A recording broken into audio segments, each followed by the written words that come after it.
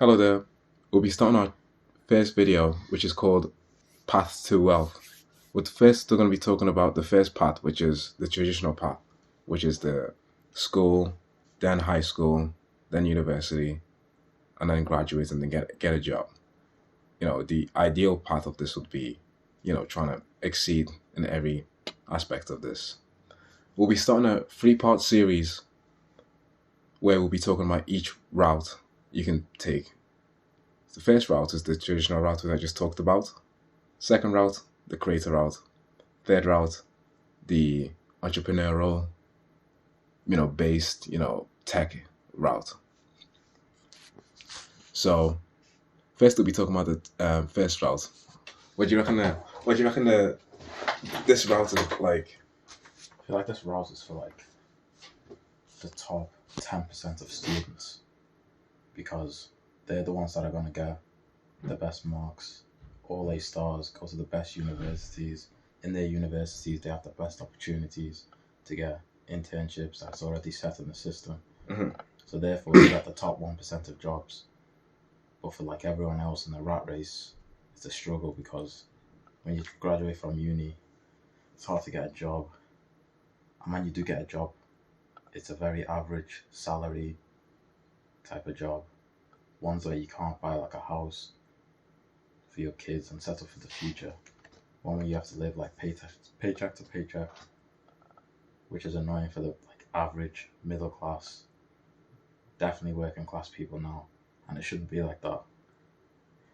It's quite weird as well because it's like you have kids and you can't even be there for your kids. Like you have to wake up early, 9, make breakfast dead quick, then you have to go out all the time. That's why you see people going to Mackey's all the time. It's crazy. Yeah, even then, when you want to go out and buy your grocery shopping for the week, everything goes up in prices, and everything's getting smaller as well. Because when you go to buy something that you usually buy, and you realize it's way smaller and way more expensive, it's just kind of hard to ignore. Especially when inflation is increasing more than you're getting paid, what your pay is increasing every year. Because obviously, when you look back on it in the 1900s, everything was relative. Mm. What you were getting paid and what you could afford was like touching nearly. While now, what you're getting paid and what you can afford is like not even in the same bracket, and it's actually something you can't ignore. What do you think? Yeah, yeah. That's why being in the being an average back in the day in the 90s, was something you could actually be comfortable with, especially post World War. You could actually be comfortable with being kind of average. You didn't have to be the top percent, but the inflation and the rate of especially getting stuff like getting a house, but just even general inflation, it's just gotten a bit like wow, like it's getting a bit crazy. It's not even fair anymore. Yeah, I seen one TikTok video, and it was this woman saying how men back in the day used to cheat on their wives and be able to support two families at the same time, and how that's not happening today because how bad inflation is. I found that pretty funny. Yeah, and I also think it's unfair because obviously everyone knows education only panders to like two cognitive styles, and there's only that like no- and there's too much saying that every other kind of way of thinking or being is like pointless, and it's obviously just not true. If you look at what around the world, if you see how much of a mess everything is, how easily things can spiral into like form of self delusion. It's like I don't think it's fair to make it so only them kind of people can be wealthy, anyways. Yeah, and even if they do become wealthy, your traditional 60, 70, 80,000 per year, it's still uncomfortable because they even there live above their means. They get a nicer car, they get a nicer house. Mm-hmm. So they really end up living like a 30 to 40K a year type of person, Mm-hmm. which is, I don't know, it's a bit different. Sure. What about you? Would you say if you would have locked in, you could have gotten an Oxford and all them things? If you Mm. or if you were born into a more try hard group of friends, like some female like groups, Mm. or even some guy groups, some like really nerd. If you're like a major nerd and Mm. you're surrounded by like major nerds, Mm. you think you could have made it to like A levels and Oxford and stuff. Nah, probably not, because it's so easy saying like I wish I'd done that in the past before. Mhm. But what about right now? Your future self could be saying, I wish I locked in right now, but you're not locked in right now. So I feel like it's always hard to say, I wish I'd done this in the past, but the past isn't really something you can change. Yeah. And getting into Oxford is like, what? I don't know the facts, but it's extremely, because everyone, first of all, you'd have to get 3 4 A stars. That's fucking stupid. Because imagine how many people get all A stars. Yeah. A lot. So then your personal statements and your work experience or something like that has to be extraordinary for even them to accept you. Yeah. So I probably wouldn't even get that far. I had a roommate. I had two roommates who almost made it, but then they just got like filtered out. But they were doing really good in school, and I just thought it was crazy how many people would just get filtered out. Yeah, my friend I live with, he got 3 A stars. He got filtered out. But I feel like Oxford and Cambridge, they get us a lot of opportunities, but it's not the end all and be all, because going to a university like that only gets you a foot in the door. But it's hard to think that someone who tried enough to get into Oxford or Cambridge wouldn't take full advantage of getting their foot in the door. Mhm. So, yeah, I heard they even start investing in the university after they get their high-paying job. They circle back and invest in the university so the university can stay elite. So then they can always be the most prestigious. They can always be known as graduating from the most prestigious university. yeah.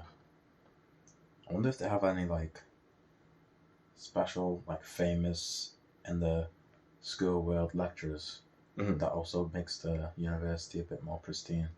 I feel like because of the age of the university, and the weight of the name it holds, because it holds a lot of weight, not just in the UK. It holds a lot of weight in like America and places like that.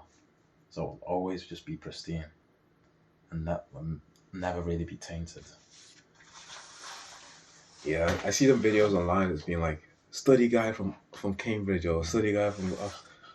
That's not gonna do. I don't feel like that's not gonna do anything for you. Obviously, it's gonna be an advantage if you take it in any type of study guide, but I don't feel like it's that good. Nah, definitely won't be. Because I feel, as much as like it's Cambridge and Oxford is like highly rated, I feel like it can be overrated sometimes. I feel like if you ask most Oxford or Cambridge students what it's like, they'll probably say the same thing for like every university in the entire country. Yeah.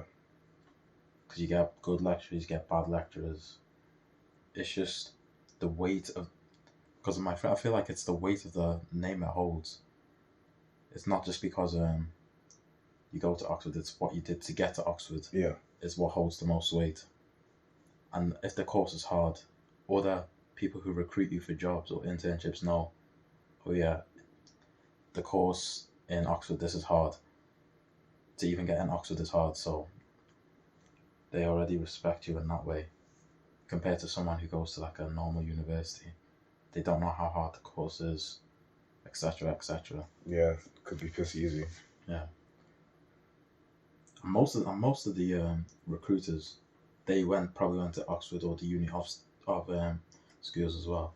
Especially with my one friend.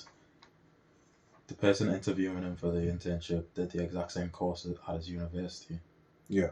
So they have that like thing where they know what course they did together.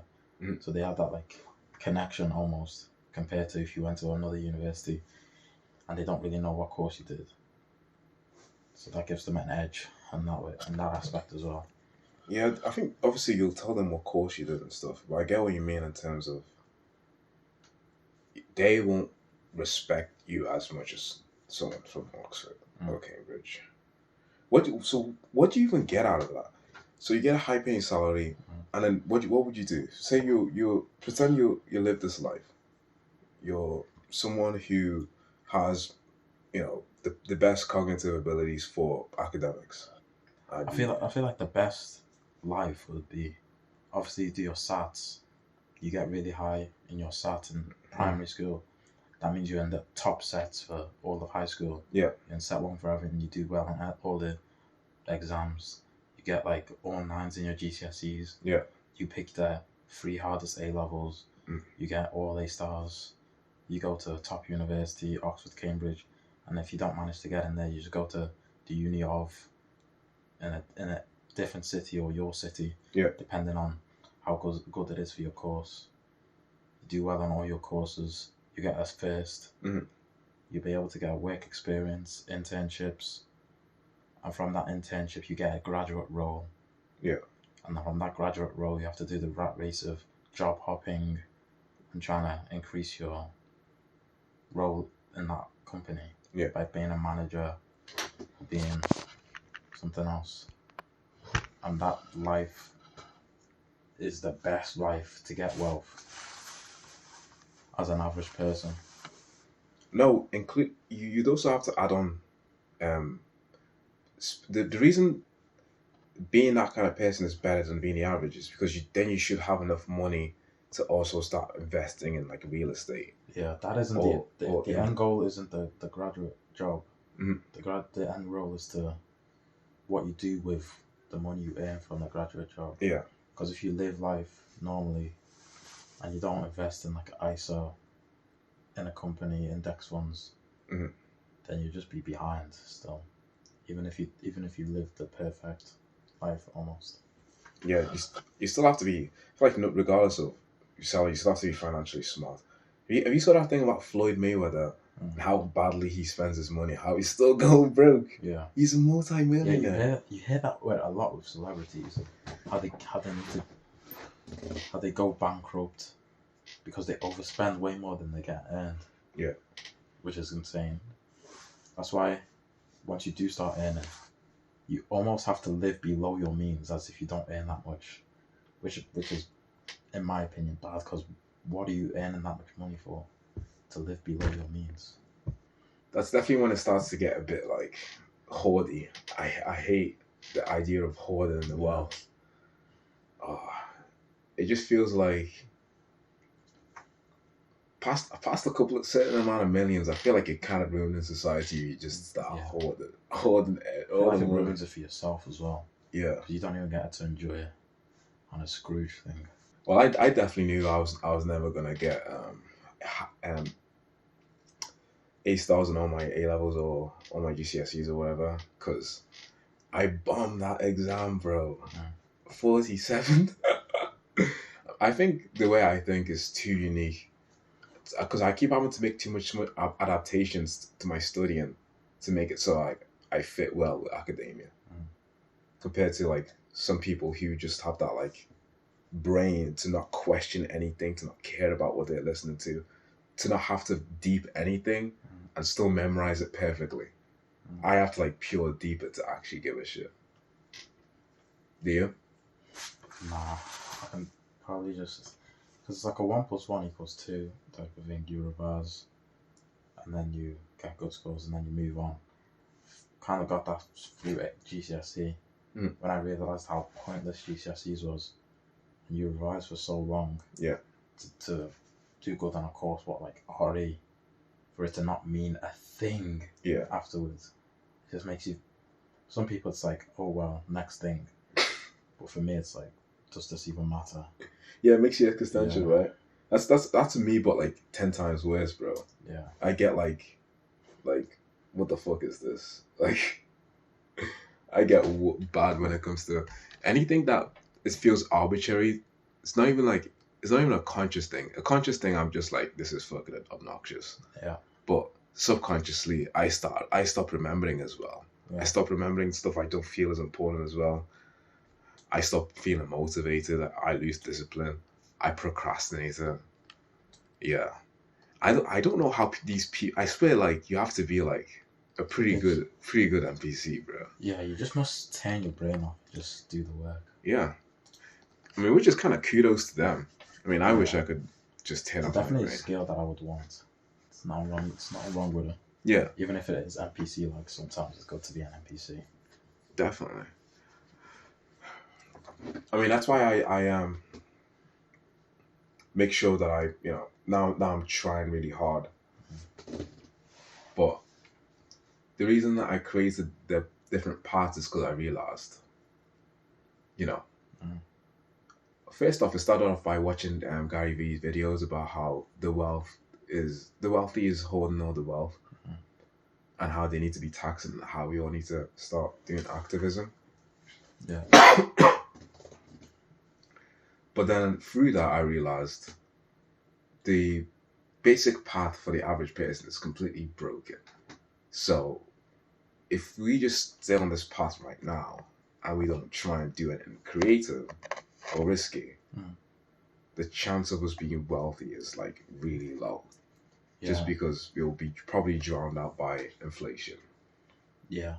Once we're in that 9 to 5, you wake up, you go to work, get back, you're tired, you eat, you put on a 1 hour, 2 hour Netflix show and go to bed and repeat. Yeah. That's where all the motivation to even get wealthy goes away. Yeah. Because you're stuck in that comfortable, you have enough to eat, but you're still a little bit hungry type of life where you sit comfortably, but you don't want to find anything yourself, which is quite a dangerous place to be. Because all your motivation goes, you don't want to risk anything. You just live through the day literally like an NPC. Yeah. But I don't blame people like that. I mean, in an ideal society, no one should have to be wealthy. Everyone has to fulfill a role. Mm. And I don't think anyone should be penalized because they didn't fit into like a narrow sort of box. Yeah. Like, I want Arnold to be like wealthy. But I feel like some people could be happier not wealthy compared to wealthy. It just really depends on people's goals. Yeah, true. We just see money as the be all and end all. But really it's what are we chasing money for? Is to be happy at the end of the day. Yeah. And stress free. And if you're happy and stress free with a normal job, then no one can really say that. Sure. Because they're living a life, even a wealthy person, some wealthy people can't imitate. What's the reason you want to be wealthy? Just to be honest, it's quite shallow. Just materialistic stuff, and obviously just stress free. What's yours? I think for me, it's mostly the stress free, and I want to feel like I can have more control over my environment, especially when it comes to managers. Because every manager I've had. I know I've only worked in hospitality, but even when I consume media, people talk about their managers, or I listen to what my sister says about like how the managers are like, or how people are like. It's just this feeling of just, you know, you want to feel like you can leave a company, not work for like 6 months, and then be fine. No one cares. But if a company has you by the neck because you're broke pretty much and you have to be there, I don't want to feel like I have to sacrifice who I am for like a company. That's the main reason. I want to be able to be free. I think that's my main reason for wanting to be wealthy. Just basic freedom, financial freedom is called. Yeah. Yeah, I want to just be financially free. I want to be able to be weird. I want to be able to like you know the way I make essays, or I come up with like new theories and stuff like that. Yeah. Or maybe in the future I want to get into like some painting or something like some abstract painting or something weird like that. Yeah, it makes you try everything. Yeah. Once you have that much free time. But when you're not, you just have to lock in on one thing. I also want to experience a different environment. Because when you go to a different country, because my friends went to Thailand, when you got to experience a different country and obviously come back to the UK, it just gives you a different perspective and how really, if you were wealthy, you could live every day like that, like you're on holiday basically. Yeah. And because that's such a foreign concept to people, they just don't think it's achievable to live every day like it's a holiday. Yeah. Which is kind of like insane to me. That would be really good though. That'd mean that you'd be enjoying your life. Yeah. That's why people save up for holidays. Yeah. I feel like managers have made some serious millionaires in the past because of how bad they are. Probably. People are just like, I'm not doing this anymore. Yeah. But it's always the most illogical shit. It's like that philosopher I was talking about, where he talks about like how people don't want to be happy and how everyone wants to be in like the cycle. Because they choose to be like, they wake up and they choose to be like that. Everyone has a choice. If you choose to just be like, I'm not bad when you clock into work, it's just like, it ruins it for everyone. And then people feel like they have to be entrepreneurs, and then no one should feel like they have to be entrepreneurs, bro. Everyone should just be able to just chill out. Yeah. Well, at least to keep making more millionaires, man. But obviously, not everyone can be a millionaire. Yeah, no one. Yeah. Sometimes I wonder if it's already capped out and we're just being delusional. I seen a video where it was like, there's never really a cap on it, because even when you think of millionaires that actually like did it from nothing, imagine they thought it was capped out. All you have to do is just be the lucky 1%. Because obviously you need hard work, but you also need a little bit of luck as well. Yeah. Not everyone can, but I feel like if you actually tried, because everyone says they want to be a millionaire, but no one wants to do what it takes to be a millionaire. I think there's an assumption that you can't really try to become a millionaire. I think definitely hard. Trying it with like stuff that's already been done, for example, like dropshipping or like other stuff like that, it's just extremely hard because the market is so oversaturated, and only like the top 10% is really making money from it. But if you like started a social media, people really like your personality, you can make a brand from that very easily. Yeah. So it's not really capped out. It just depends on what branch you're going through. I think it's because I look at Instagram too much. When I see so much like rich people on Instagram, I'm just like, and I hear like how much billions, and they have billions, and I'm just like, surely there's a cap. Surely it ends somewhere. I feel like Instagram is the worst place to look at, but it's where everyone is, so there's no place to look anywhere else. Social media is really bad for that, but I feel like it's also good for that because obviously it makes you want to become rich as well when you look at that. Without social media, I'd still be in a bubble, a safe bubble, thinking I'm just going to go to uni, work, and live the rest of my days like that. I feel like watching other millionaires that are like 18 and you're like, how is this possible? And it fills you with like anxiety to do better in your life. Obviously, it's a bad thing, but I also feel like it's needed to feel like that sometimes. Sure.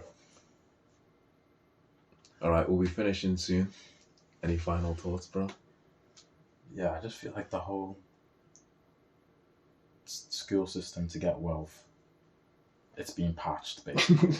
You should use your job to create wealth you should use your job as like a backup, and then you should try everything to get like a side hustle or like create a business or invest, and that should be like your main source of trying to be wealthy. It's to have assets. Yeah, I also don't think anyone should disparage over it, the fact that it's patched, because there's always been a path to wealth that always gets patched. Like in the 90s it was something else, before that it was something else, and then every time it's like so saturated, it just gets patched naturally. That's just how the world works. If everyone knows about it, it's obviously gonna get naturally patched up. Yeah, I'd also want to say it's like we live in such a first world generation that we forget it's a privilege to go to university and get a 9-to-5 job. Yeah, I feel like because of social media inflation and how we should be wealthy, people forget that it's actually a privilege to even work a 9-to-5 to support like your family.